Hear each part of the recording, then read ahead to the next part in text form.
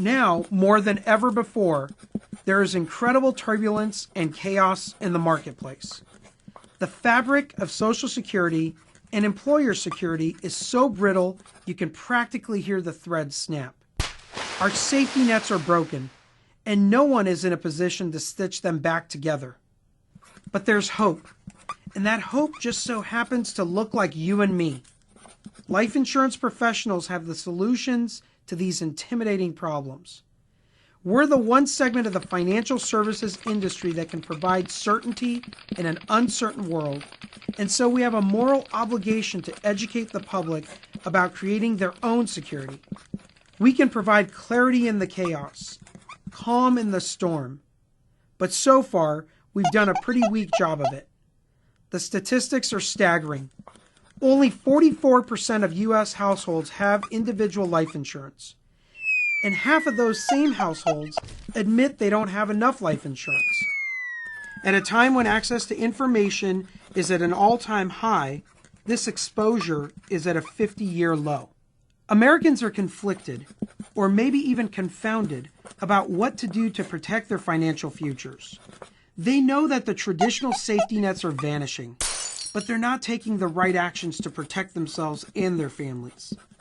Even as they see the bottom rungs of the traditional socioeconomic ladder are vanishing.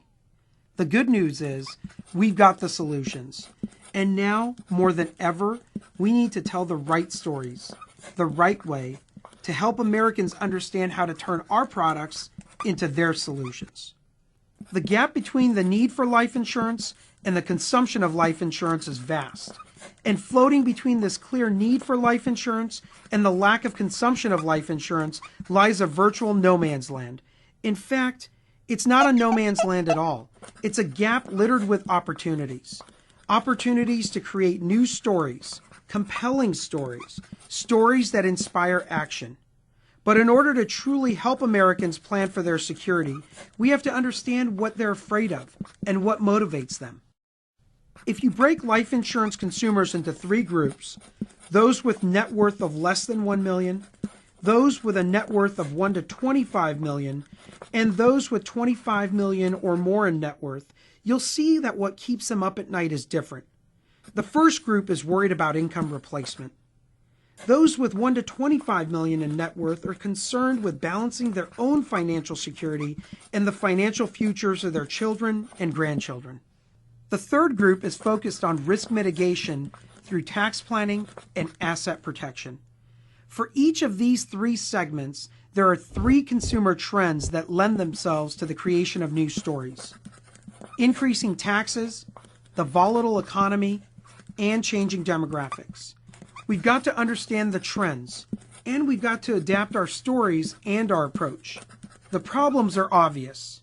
The solutions lie in motivating consumers to act by offering them guarantees, flexibility, and control. In a world where so much feels so uncertain, security is actually well within reach. Our products offer unique benefits that allow our consumers to protect themselves, rely on themselves, without depending on the whims of government or an employer. It's called self-security. It's simple and it's smart.